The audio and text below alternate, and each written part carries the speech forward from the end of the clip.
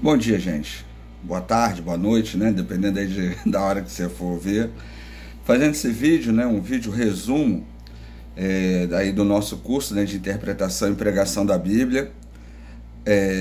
Nós tivemos aí cerca de 14 vídeos, né? Começando a falar sobre exegese e hermenêutica, que são as áreas, né, da teologia que nos ajudam a interpretar o texto bíblico.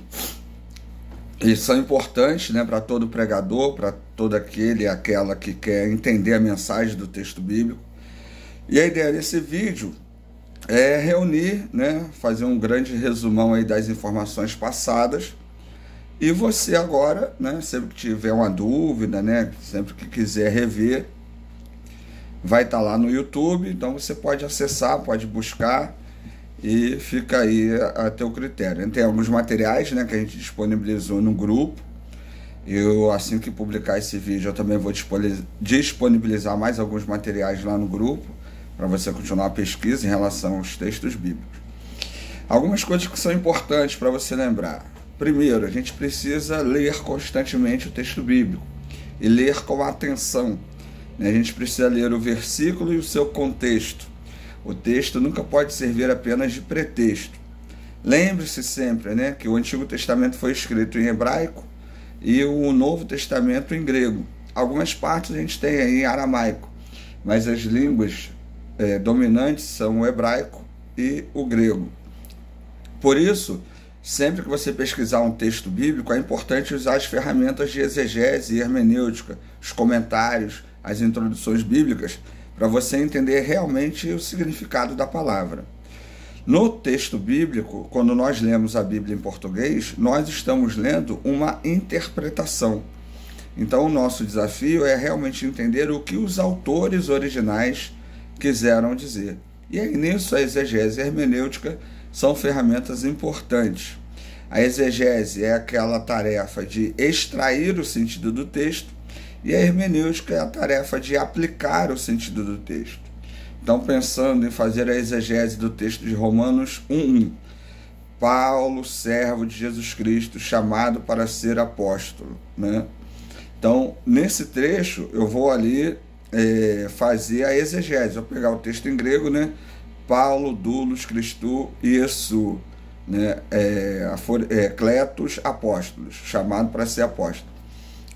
Então, eu peguei esse texto no original e aí eu vou traduzir.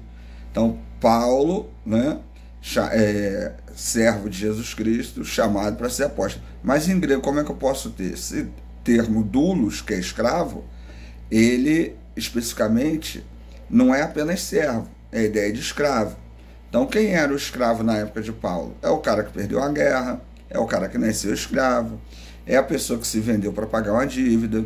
Então, o escravo é alguém que não tem direito, não tem dever, né?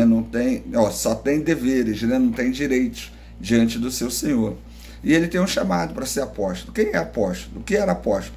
É aquele que é enviado para uma missão. Qual era a missão de Paulo? Levar o evangelho basicamente aos gentios, né?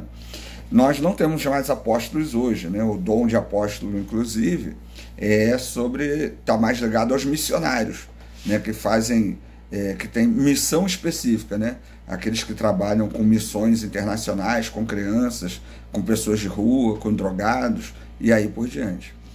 Então, nesse texto de Romanos 1:1, de acordo com o trabalho exegético, Paulo está dizendo que ele é chamado para uma missão específica, né, por Deus, e que nessa missão, nessa tarefa dele, ele é escravo de Jesus. Então, ele não tem direitos, ele só tem deveres, ele faz o que Jesus manda, ele faz aquilo que lhe é ordenado. Então, a nossa tarefa, a partir desse versículo, é entender isso.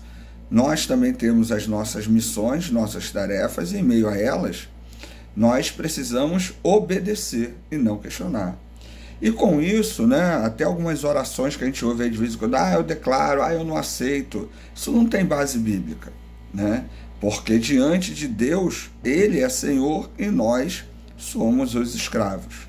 Então, feita a exegese desse texto, eu agora vou aplicá-lo. Eu posso falar para seminarista, eu posso falar para membros de igreja, eu posso falar para jovens, eu posso falar para missionários, eu posso falar para adultos, né? E aí a maneira como eu vou aplicar isso é o trabalho da hermenêutica, né? Usando os exemplos, usando a realidade, né, de cada um. Então, se eu for falar para jovens, né, falar que diante daquilo que Deus te chama, diante daquilo que Deus pede, cabe obedecer, né, e não achar que você pode questionar ou duvidar, né, do poder e da soberania de Deus. Os seminaristas, né, então aceite o chamado de Deus e siga o chamado de Deus para onde quer que seja que Ele esteja te mandando, tendo ou não recurso, tendo ou não vantagem, né, cabe a nós aceitar. Se eu for falar para membros de igreja, né, então tenha humildade no seguimento a Jesus. Entenda que nós somos servos e servas, Ele é o Senhor.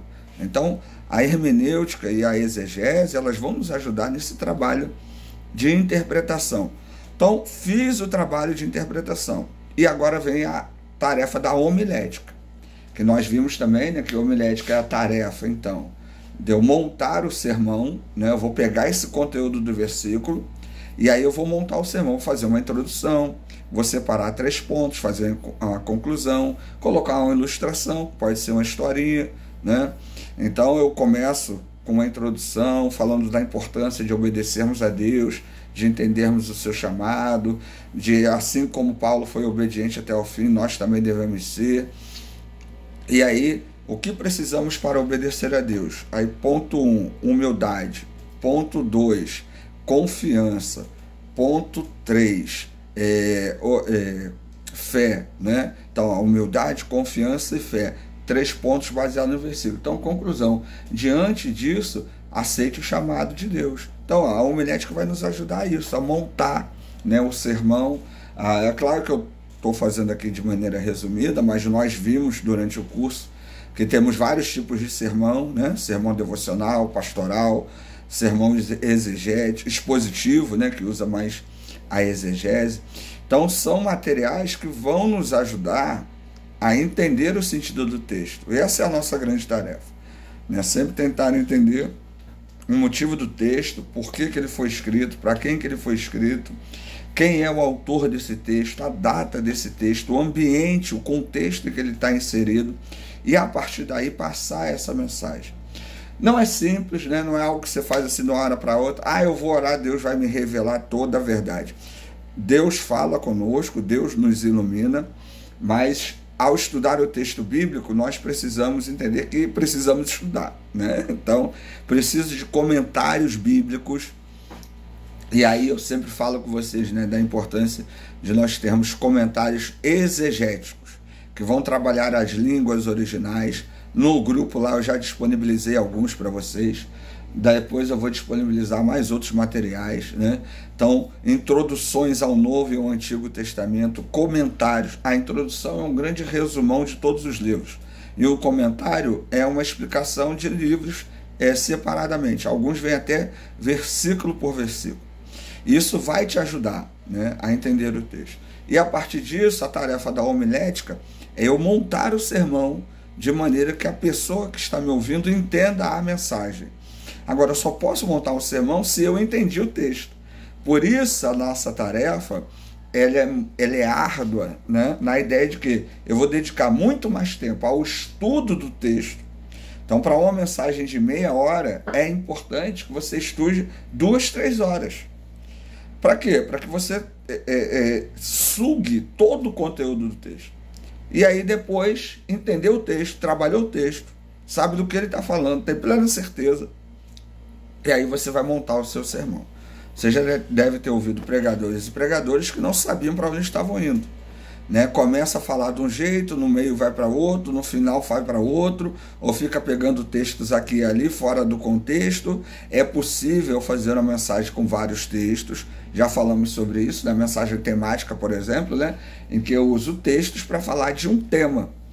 E aí esse tema, né, vai ter em vários versículos. Então isso é uma coisa. Agora tem gente que não sabe o que quer falar, o que vai falar, ou não estuda direito, ou não se preocupa direito, né, com aquele momento da pregação, e aí não estrutura a mensagem de maneira adequada. E aí não é feito nem o trabalho de exegese, nem o trabalho de homilética. Por melhor orador ou oradora que você seja, se não tiver conteúdo, fica ruim. Então, é importante na homilética, porque ela nos ajuda a estruturar o conteúdo que queremos passar, né, repassar para as pessoas. Mas a exegese e a hermenêutica são fundamentais, porque sem um bom estudo do texto bíblico, ou você vai repetir ideias, né, que todo mundo fala, né, vai repetir o que todo mundo está dizendo, ou você vai, né, ficar navegando pelo mar das ideias. Então é preciso levar com seriedade, né, esse estudo, essa pesquisa, seriedade e humildade, né? Porque apesar do nosso estudo, a gente não vai saber tudo do texto bíblico. A gente precisa entender isso, mas no que depender de você, estude o máximo possível. Então não é porque é um texto inspirado por Deus, eu não preciso estudar. Muito pelo contrário, porque é um texto inspirado por Deus, é que nós precisamos estudar com seriedade e dedicação. Então, essas três áreas da teologia, né, a exegese, a hermenêutica e a homilética, elas são fundamentais para todo mundo que quer conhecer o texto bíblico e repassar essa mensagem para as pessoas que estão ao nosso redor. Eu espero que você tenha gostado, né, desse conteúdo aí do curso, de tudo aquilo que a gente pôde passar, e que você continue estudando, continue lendo, né? Qualquer coisa, nós estamos aí à disposição, ok? Então, bons estudos, leia bastante, né? Não deixe de ler, não leia apenas o texto bíblico, leia sobre o texto bíblico, porque isso é muito importante para conhecermos o conteúdo do texto, beleza? Então é isso aí, até mais.